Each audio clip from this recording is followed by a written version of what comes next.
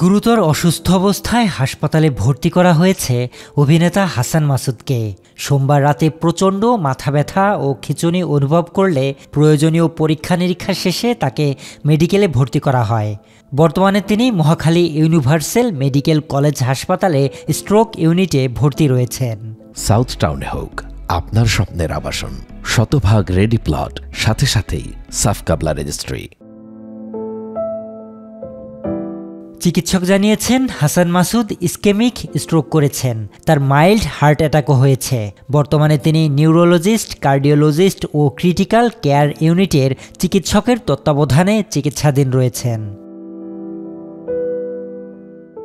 চিকিৎসক আরও জানিয়েছেন, এ ধরনের রোগীরা সাধারণত ৪৮ থেকে ৭২ ঘন্টার পর্যবেক্ষণে থাকেন। এরপর নির্ধারণ করা হয় পরবর্তী চিকিৎসা পদ্ধতি কী হবে। নিউজ ডেস্ক, বাংলাদেশের খবর।